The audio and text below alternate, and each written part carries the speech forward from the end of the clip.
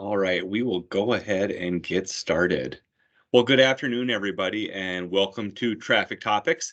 My name is Derek Luer, and I am the State Traffic Safety Engineer, and I am filling in for Ken Johnson today, who had other business to attend to. So I know everybody really comes here for the corny jokes, so I made sure that I had a few on deck. So those will be coming in a moment. But I wanted to first introduce the topic. So today for Traffic Topics, which, by the way, it's the third Tuesday at 2 p.m. So if you're confused, you are in the right spot. If the invite said 2 a.m., which we heard might be a thing, we apologize, but you were able to figure it out and showed up at the third Tuesday at 2 p.m. So let's take it away. So today's Traffic Topics is about accommodating pedestrians and bikes in work zones. And the reason we're talking about that today is that people walk and bike, and they're an important part of our multimodal transportation system. And MnDOT is making it a priority to better accommodate them through our work zones. In addition to this, the MnMUT, the Minnesota Manual of Traffic Control Devices, is very clear that pedestrians and bicycles need to be accommodated when existing facilities are impacted by construction or maintenance. This session will take you through the standards, guidance, and considerations you need when designing your work zones so everyone can get to their destination safely. So based on that, my first joke is, have you heard why? Oh, where'd that joke go? Dang it. I had it all jotted down. I'm losing my cool here. Where did it go? Oh, geez. There it is. So why did the bicycle fall over? Because it was too tired. That's good, right? Yeah. All right, one more. So what's the difference between a poorly dressed man on a tricycle and a well-dressed man on a bicycle? A tire. I can see at least Michelle is enjoying it. So, all right. So about our presenter Really today. nice. Thank you, Michelle. So Michelle Moser is our presenter today, and Michelle Moser is the state work zone engineer at the Minnesota Department of Transportation here. In this position, she provides leadership, technical expertise, and support to MnDOT and its state, local, and vendor partners in managing work zone traffic control operations to meet the safety and mobility goals for workers and the traveling public. She has over 20 years of professional engineering experience in a variety of disciplines, both in the private and the public sectors. So with that, welcome, Michelle, and take it away. Thank you. All right. Thank you so much. And first, I want to put in a quick plug here. Hopefully, you can see my lovely background. This is I-94 last year. This is Speed Wizard. And if you would like to learn a little bit about Speed Wizards, you can go to the Star Tribune article from Sunday. And also, I have these posters here. I'm doing really good, aren't I? And it is National Work Zone Awareness Week. So I want to make sure that everybody knows that. And you can participate. Tomorrow and the next day are really good opportunities to participate. Tomorrow is Go Orange Day. So wear your orange, post on your socials if that's what you do. Let your friends know, and just wear orange in support of work zone safety. And then Thursday is Social Media Storm. So again, if you are on social media, go ahead and post work zone safety messages, and let your family and friends know. If you aren't, just give them a personal message and remind them to stay safe in work zones. And if you'd like to see, today was the kind of opening event. Missouri DOT hosted that out on a bridge project that they have this year. And they had a really nice event that they live streamed, and you can go to their website and watch that live stream. A lot of good work zone safety messages there too. So that is my plug. And I'm not a good multitasker. Otherwise, I would have been bringing up my PowerPoint here. All right. So we'll get started with today's topic then. And I am going to have my presenter view up, so I won't be able to see hands. So let's just hold those questions until the end. All right. So I'm Michelle Moser, State Work Zone Engineer, like Derek said, and we're going to talk a little bit about accommodating peds and bikes and other non-motorized users in our work zones today. So a brief little agenda, we'll go through kind of why is this necessary? What guidance do we have available? And then what do you need to do as a designer out in the field, wherever you are in that work zone chain, what do you need to do? All right, so first up, a few important definitions, and these ones I know can get sometimes confusing. We use a lot of acronyms and stuff. So right up front, we'll talk a little bit about this. So a pedestrian access route is a continuous and unobstructed walkway within a pedestrian circulation path that provides accessibility. So that's your accessible route, whether it be under construction or not. A temporary pedestrian access route, and you'll hear us when we use our acronyms say TPAR or TPAR devices, is a temporary pedestrian access route. So that means that it is a fully accessible temporary route. And we'll talk a little bit about what that means later. And then an alternate pedestrian route, so an APR, is a temporary pedestrian facility that it contains accessibility features consistent with the impacted pedestrian facility. So maybe that pedestrian facility that you have under construction was not a fully accessible facility, but we want to at least match the accessible features of the existing facility when we come through and do work. All right, so why is it necessary that we accommodate non-motorized users through our work zones? So first up, we have the MnMUTCD. So there's a lot of standards in there, and we have standards in our chapter 6, which is the work zone chapter, that talk to us about this and give us the requirements. So here you'll see, I won't read word for word, but that all road users, motorists, bicyclists, pedestrians, need to be accommodated, including people with disabilities in accordance with the ADA Act through a temporary traffic control zone. And this is a shall, we have the shall underlined there. They shall be an essential part of that highway construction, utility work, maintenance operations, etc. And again, in chapter 6, in another place, we have a standard statement about work affecting pedestrian and bicycle facilities. So where pedestrian routes are closed, alternate pedestrian routes shall be provided. So those are kind of some general statements that we have. There are other statements scattered throughout, but these are our big overarching shall statements. And then we have some requirements also in the MUTCD about accessibility. So in chapter 6D, it says that advance notification of sidewalk closures shall be provided by the maintaining agency. If a TTC zone affects the movement of pedestrians, adequate pedestrian access and walkways, again, shall be provided. And if the TTC zone affects an accessible and detectable pedestrian facility, the accessibility and detectability shall be maintained along the alternate pedestrian route. And then in 6D2, we talk a little bit more about accessibility when those existing pedestrian facilities are disrupted, closed, or relocated in a TTC zone. The temporary facilities shall be detectable and include accessibility features consistent with the features present in the existing pedestrian facility. All right, and also in the MnMUTCD, we talk a bit about bikes. So again, in chapter 6, work within the traveled way of an urban street. If that temporary traffic control zone affects the movement of bicyclists, adequate access to the roadway or shared use paths shall be provided. And if a designated bicycle route is closed because of the work being done, a signed alternate route should be provided. Bicyclists should not be directed onto the path used by pedestrians. All right, and MnDOT has also adopted PROAG, so that is the Public Rights of Way Accessibility Guidance. And that, again, talks about accessibility during construction, when a pedestrian access route is disrupted, etc.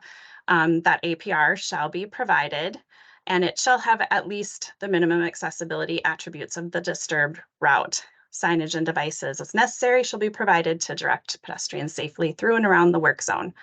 So we have adopted that by tech memo. All right, so just a little bit here about disabilities that might affect access, so we can kind of get that background in our head and kind of know that not all disabilities are outwardly visible. So there are a lot of different things that people could be dealing with, and we may not know that they can't make it through our work zone just by looking at them. So we do have those physical or orthopedic disabilities. So you might see someone with a wheelchair or walker, cane, or a prosthetic device. We can see that. We know that they need help through the work zone or need to have an accessible path. But then you might have physical or medical disabilities like heart and lung conditions, diabetes, et cetera, that aren't outwardly visible, but do affect people as they get around. Again, visual, blind, low vision, lack of depth perception, sometimes outwardly visible, sometimes not. Hearing disabilities, generally not outwardly visible, and cognitive or neurological disabilities like a brain injury, not always outwardly visible. So we don't always know when we're out there kind of scoping or looking around, watching what pedestrian activity there is, that there may be people that do need help with access or extra accessibility consideration when we're in the work zone. So we really need to just set the bar at making sure that it's accessible for everybody. All right, so a quick summary of why this is needed. So the MnMUTCD requirements, it's a MnDOT standard. So of course, we open ourselves to tort liability if we do not follow those. There are also ADA requirements. So it is a civil rights issue. You may open yourself to lawsuits if we don't follow those requirements. And then just really bottom line, it's the right thing to do, right? Non-motorized travelers are users of the transportation system too. We have a lot more non-motorized travelers these days, and everyone deserves to get to their destination safely, no matter how they're traveling. So next up, what kind of available guidance do we have? We've really been working on building up our guidance on this subject, and we're working on getting some trainings going throughout the next year so that we can really make sure that everybody understands what guidance is out there, what standards are out there, and how we can better accommodate people through our work zones. So primary guidance sources, we do on our MnDOT work zone site. So if you just Google MnDOT work zones, that's generally the easiest way to get there if you don't already have it bookmarked. We have a link there to accommodating pedestrians and bicyclists in work zones. We have a whole web page that we have made on the subject. That contains links to ProWag, the MUTCD, ped and bike guidance documents, field manual layouts, standard plans, which we have alternate pedestrian route layouts, and we also have TPAR device standards. And then we have some sample plans that we've added to there of some actual work zone projects where they have done a really good job making a plan for peds and bikes in the work zone. And then we also have the boilerplate special provisions and pay items in 2563. So really quickly, we'll walk through a few of these. So our field manual layouts and figures. These are generally pictorial representations of what is required in ProAg. So we have a layout for crosswalk closure, ped detour, and sidewalk bypass. We have bike lane closure layout. And again, these are in the field manual. So these are generally for up to 3 days, but they are very similar to the long-term layouts that we also have. Them and MUTCD has those long-term work zone layouts. Those are 6J24A and B and 6J25A and B. And we also have those on our website. We take those and basically make a plan sheet for you to use if you want to use it in your plan as a long-term layout. And we have standard plan 5-297-811, which are generic bypass and detour layouts. And then usually, though, we encourage designers to create a project-specific ped and bike temporary traffic control plan. So we have all of these resources here to kind of guide you as to what you should do. And we do have those standard plans, which can be inserted into your plan. But we have heard from contractors that they much prefer if a well thought out plan is in place that helps them better know what devices that they need and to do the right thing in the field. All right, so we have quick snapshots here of our field manual layouts. So the left is crosswalk closures and pedestrian detours, and then the right side is sidewalk bypass. Some snapshots of our standard plans. Again, these are all linked up on our website, so you can find them later. And these are TPAR devices, so this gives all of the criteria for these devices. There are a lot of proprietary devices out there, and we'll see them in some pictures later that manufacturers have already made that are just off-the-shelf products that people, contractors can buy. But there is the option to build your own as a contractor too, and this kind of gives those basic requirements if they're going to build their own or if they're buying something manufactured and need to make sure that they meet the requirements. This is a lot of stuff about ramps. All right, so in the field manual, there is also a layout for bicycle lane closure. So this is if we have to close that bike lane and they need to go out into traffic. The Minnesota statute says that vehicles can only cross a bike lane line when turning right or parking. So if the temporary traffic control requires moving vehicles into the bike lane, then that bike lane does need to be closed to meet that statute. A couple of other guidance sources that are fairly new that we have. The first up here is our pedestrian accommodations through work zones design guidance. And this document was published in November of 2021. And it includes a lot of background information and documents some of the stuff that we're talking about today. And information on project documentation. We have scoping and pre-design considerations, a good discussion of that. And then we also have a scoping checklist that's in the appendix at the end that you can use to do a field walk of your project and kind of take account of all of the ped and bike accommodations that are currently out there before you do your project. And then we also have design information in there and TPAR design specific, so a little bit more in depth when you need to make a fully accessible route. And then secondly, from September of 2021, we have a document that we worked on with our Bikes and Peds office, and it is the Accommodating People on Bicycles Through Work Zones document. And it's kind of a sister document. It follows a similar flow as the document that our office put together, has background information and documents on accommodating bicycles through work zones, some guiding principles, the different types of bike facilities and different options that you have for them, what to do when you have a bridge or underpass closure, and then some information on notification, engagement, and signing. All right, so what do we need to do out there? So here are some of the key elements of APAR and TPAR. So evaluating ped and bicycle routes and needs in the early stages of project development, like scoping and pre-design, is really key. So in our accommodating peds and work zones document, we do give you that kind of scoping checklist. It's a really nice resource. And then you'll want to document that in your transportation management plan. At a minimum, if you are impacting peds at all, you need to look at providing an alternate pedestrian route. So taking out any chunk of sidewalk, anything like that, you're going to need to decide where is a pedestrian going to go when I do this. You'll need to consider if you need to install TPAR. So looking at what you're doing and your route and its level of accessibility, you'll need to consider if you do need to provide a fully accessible route.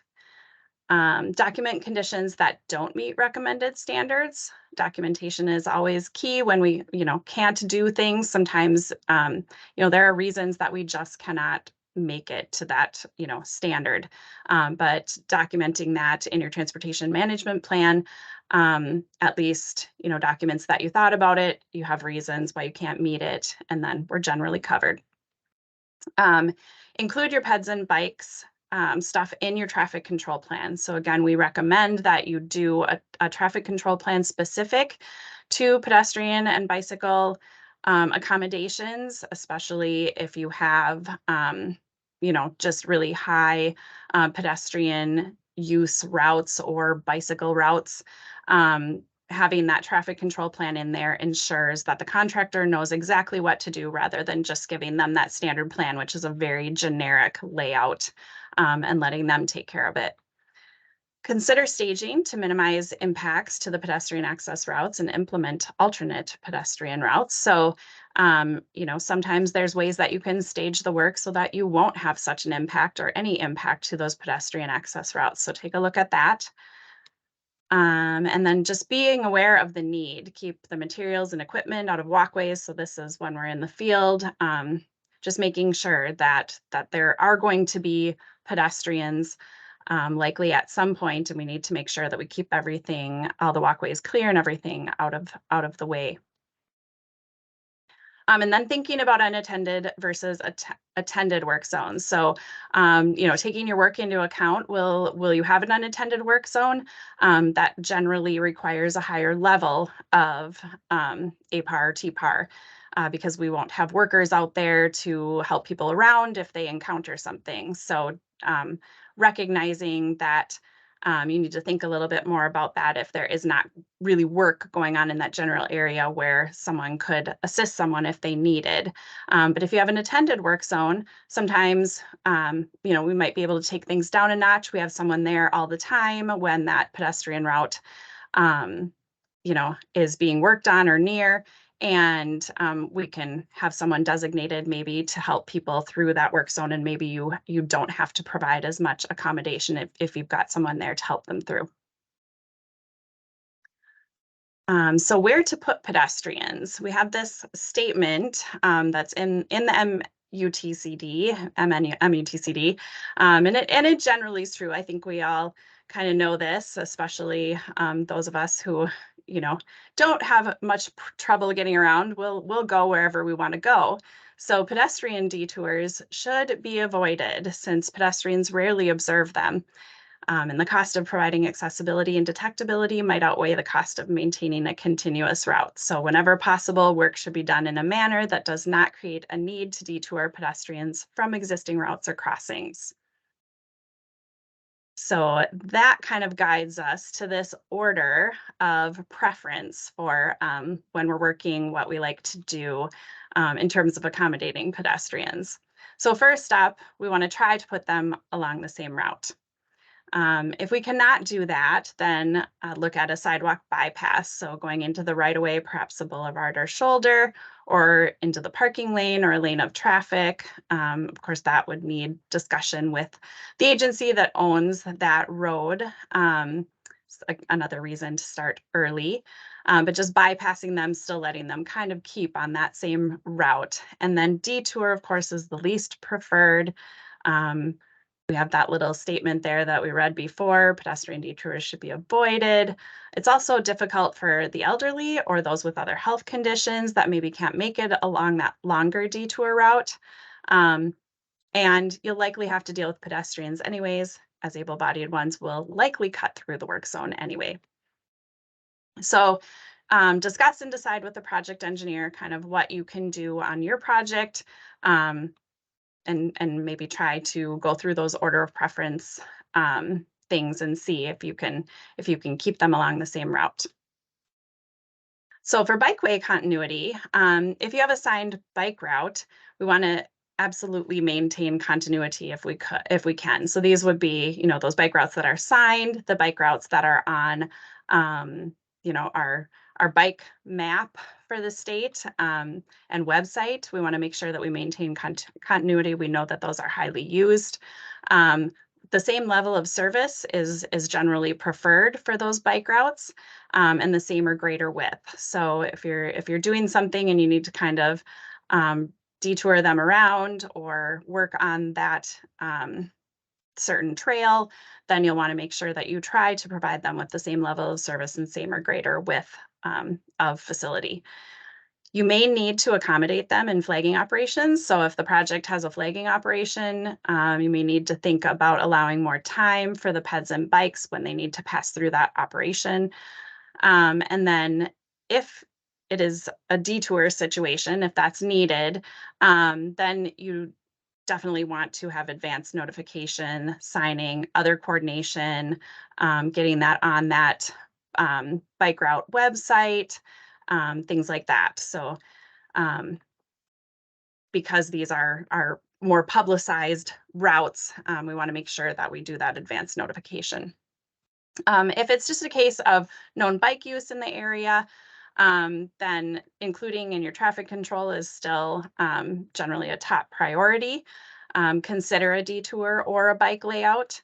And if the route is closed, we need to at least notify with signing as to what they need to do to get around and on their way. And this is a nice little decision tree. This can be found in that accommodating bicycles through work zones document. So it kind of takes you through, can you maintain the bike facility within the existing lane configuration? If not, you kind of step through, see if you need a detour, that kind of thing. So it's a nice little decision tree to help you out when you do need to accommodate bikes through the work zones. So some routing considerations next. Of course, we want to maintain access to existing destinations and facilities. In terms of transit, we want to make sure we maintain or relocate those transit stops. Parking, relocate disabled parking, that's required by PROAG. Relocating on-street parking, if you are working in that area. We need to make sure that we maintain building and business entrances and make those accessible. For schools, we want to make sure we try to stage work around classes and facility usage time. For shared use facilities, we redirect those as necessary. Recreational facilities, of course, coordinate with that recreational facility agency on what level of accessibility is needed there. And if maintaining access is not possible, then we need to make sure that we have alternate access or restrict the time and duration of work so that everybody can get to these destinations. And of course, all of this stuff is something that you're going to be looking at while you're doing your TMP, while you're doing your scoping of your project, and looking at, how much activity do you have? What do you need to do? Another consideration is minimizing exposure to traffic and work area hazards. So you need to shield, protect, and or advise peds and bikes when an alternate route increases their exposure. That helps them make a decision if it is a much longer route and they maybe don't feel like they can traverse that longer route. We need to make sure that they know that. Consider traffic speeds and volumes. That impacts the devices used for bypasses. So if we've got high-speed traffic, obviously we need more positive protection than we would on a low-speed road. Directing traffic conflicts and crossings. So, direct conflict, traffic conflicts and crossings. We want to make sure that if we have pedestrian signals there, we've got either that signal still operating or we've got something that will accommodate if that signal is not operating. We've got temporary crosswalks and we've got work vehicle access, and we have pedestrian considerations for those work vehicle access points if they are going to conflict with the pedestrian route. And then work area separation. So we want to make sure that that work area is fully separated from the pedestrian area and that pedestrians cannot get into that area. And I have a couple, I think, good examples of that later as we look at a few photos of some of this stuff.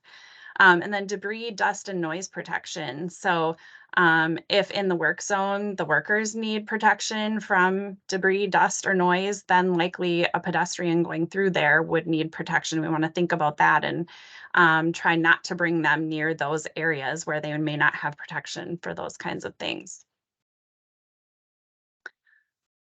And detectable edges. So detectable edges are required in the MnMUTCD and 6D.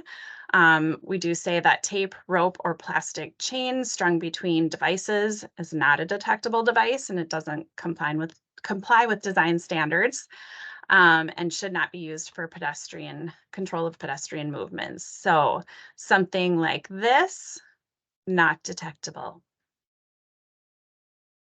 TTC devices, though, portable barriers and wood or chain link fencing with a continuous detectable edge can satisfactorily delineate a pedestrian path. So here we have a 6-inch minimum height, likely like a 2x6 along the edge there. That is a detectable surface and detectable edge. So for communication, you'll see here on the left, that's our APAR TPAR information sign. So with the international sign for accessibility, that would denote a fully accessible route. And then we put information on there about the project and contact information, and we want to have these in our work zones when we are detouring around or have a fully accessible work zone. We want to make sure that we have these signs out there that someone can look at, know what's going on, and know who to contact if they see an issue. And then we also would like to, on detours, MnDOT require audible message devices. And then even on bypasses, and if you have a fully accessible work zone, you should have audible or tactile communication devices.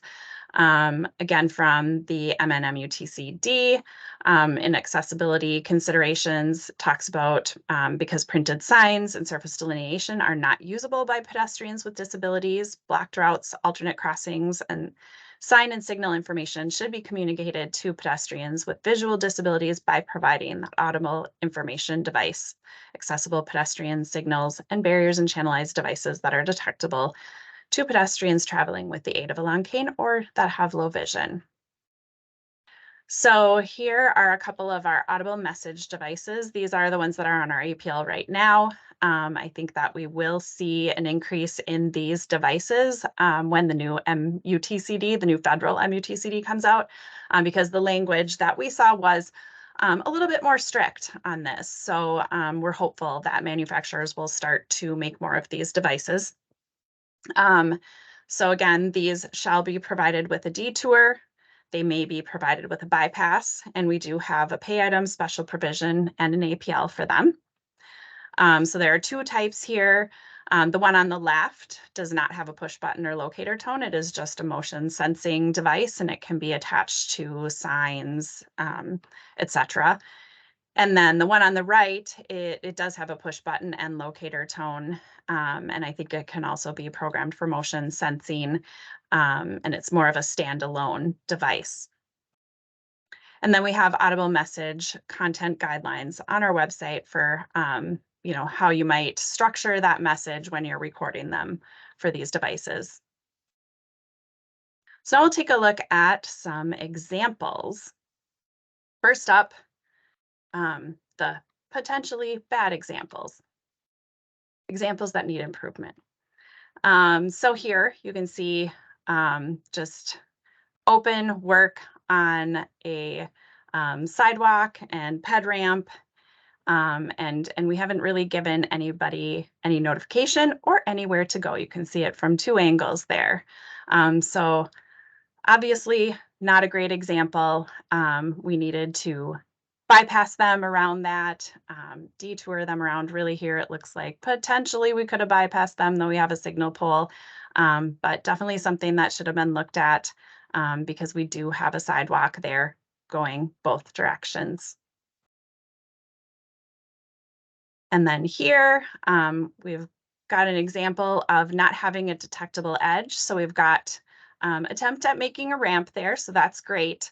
But we have no delineation of the edges there, right? So if we have someone with low vision, they may not be able to discern where that edge is and could potentially go off the edge. And then we don't have a surface landing there either at top. So we want to have a nice stable kind of surface landing for people to turn around if they are in a wheelchair, etc. And then those detectable edges along the pedestrian channelizers are likely more than 6 inches off the ground. Here we just have some not great examples of signage. So a little white sign saying crosswalk closed is not enough signage when we close the crosswalk. And then also we want to think about those devices again when we are have an unattended work zone, and turning those signs could potentially cause them to protrude out into that pedestrian route. And of course, it's a tripping hazard then. So we need to take a look at where we're putting our signs, how we're kind of closing things down at the end of the night, if we are going to have that unattended work zone and have those devices still out there.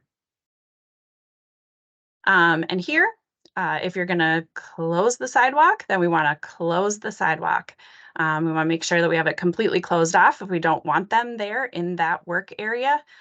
Here, if we've given them space to go, they will go there. So we want to make sure we just close everything off and keep them out of that workspace. And then here we have a couple of those examples. On the left there is a big open cut, an open hole. You'll see kind of the far right of that picture, that is a doorway from a business. And so we have a narrow area there, and then we have that channelizer open. So not a good situation. And then on the right, we are closing off the work area with caution tape. That is not a pedestrian channelizer. We shouldn't use caution tape to close off a work area. So we want to make sure that we fully close off all work areas with some sort of device if we do not want the pedestrians in there and aren't accommodating through there. So now we'll look at some better examples.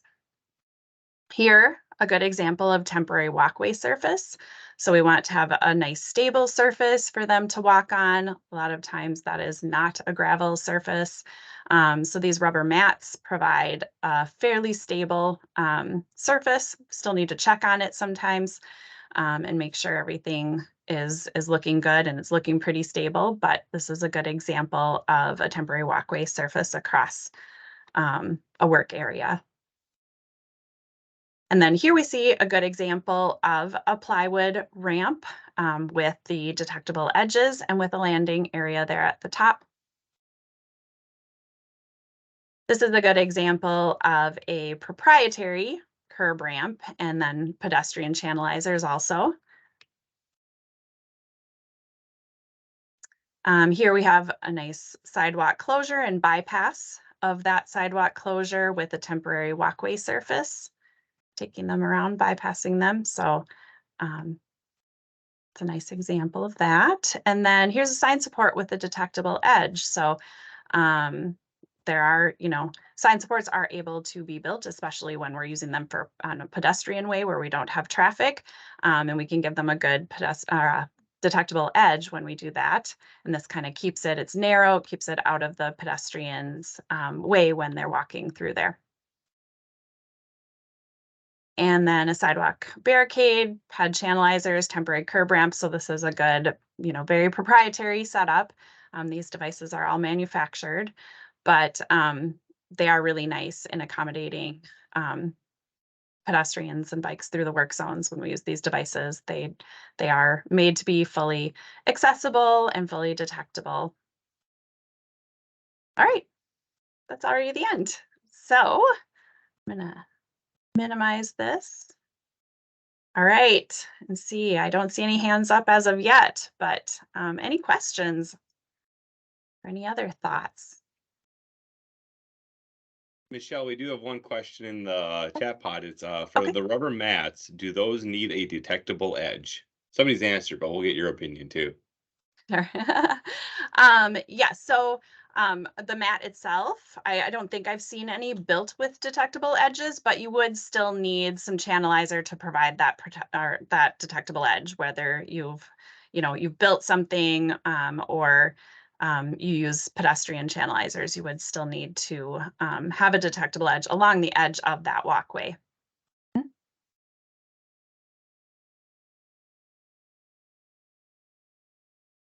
Right, are there other questions out there?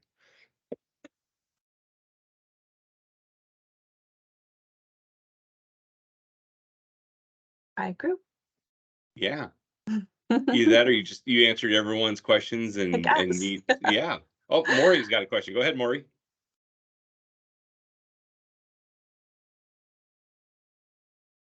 You're on mute, Hold on, Maury, I if you're- was unmuted. What about, I know we've talked about this in the past. Other municipalities. Everybody has to follow this, correct? As long as they're being funded by feds? Right, yeah. I mean, the MnMUTCD or the MUTCD in general applies to all public right of way. So yes, they should comply with this. And ADA standards apply to the public right of way.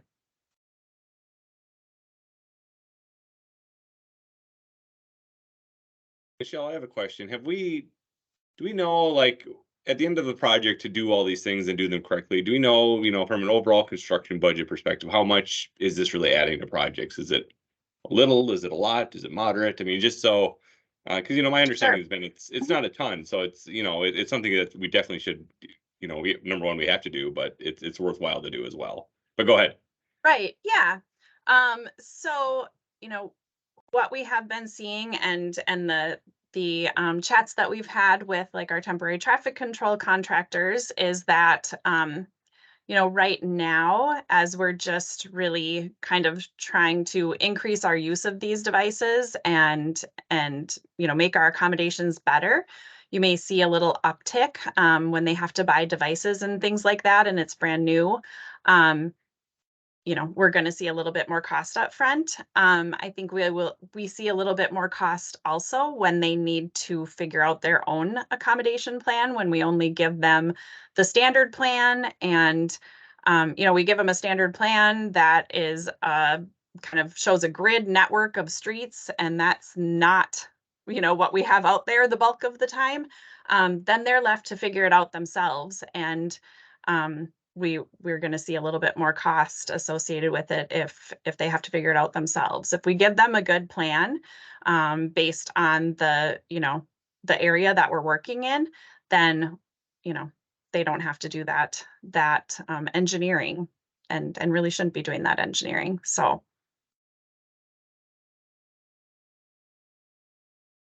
There we go. didn't mats made from certain type of material, and how do they keep them secure? So yeah, the rubber mats are a proprietary device, and I don't know that they really have to do too much with them. They're a heavy rubber mat. I think they do generally have some holes in the corners. If you had to stake them down, they could do that if they were having an issue, but I don't think that they generally do that. We've also seen them use some plywood and things like that. That gets a little bit slippery, so it's not the best surface. So generally we like to see something like a rubber mat or plywood with a rubber mat on it. Yeah, it's definitely something that we don't see the best compliance with yet.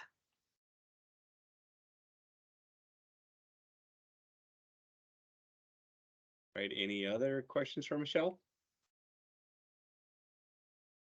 Oh, go ahead, Josh. I had kind of a follow-up question to that rubber mat question. Mhm. Would you mind going back to your presentation and your rubber mat example? So that's not too difficult to get back to. Let's go. It was like here. maybe the third or fourth picture from the end. Yeah, let me get back to my screen here, and then we'll Yeah, that one. that one there. Sure. So yeah, they've got the detectable edge so that you don't go into where the construction is. But then once you're on the mat, is the Mhm. detectable edge just the grass? Like if somebody that was visually impaired had a Right. cane, would that keep them on there just feeling the difference? Yeah, I mean, so none of these examples are perfect. If in a perfect world, you would have some channelizer there, but I think that in this case, the rubber mat is, it is enough of a difference from the grass to the rubber mat where you're going to kind of get that harder, feeling when you're moving along there versus stepping off into the grass. So that is sort of a detectable edge, but in a perfect world, they would have a detectable edge along here also. We're going to try real hard to get pictures as we're out this summer. See if we can find, a perfect instance. Probably not, but we try to find good applications of things. So yeah, but you are correct. They could in an absolutely perfect application, they would have a detectable edge. Okay, thank you. Yep.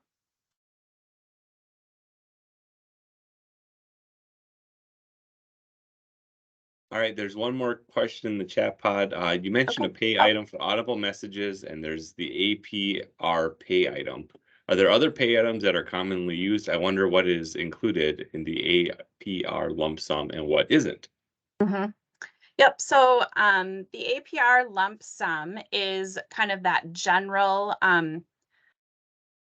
accommodation for pedestrians in a work zone.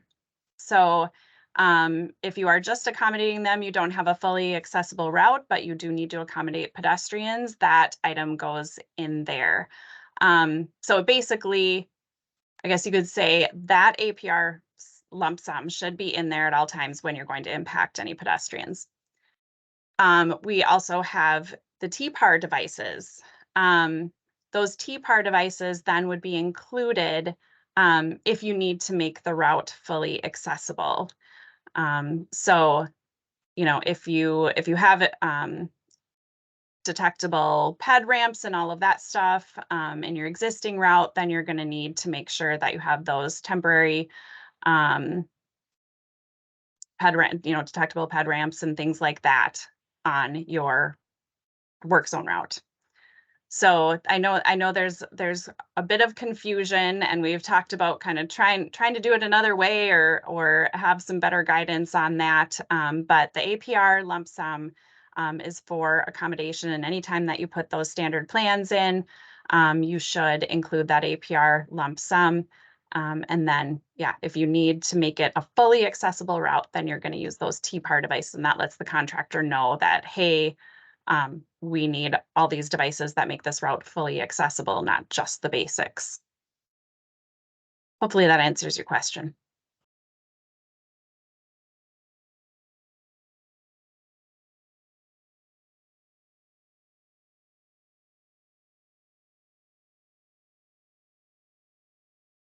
Oh, you're muted, Derek.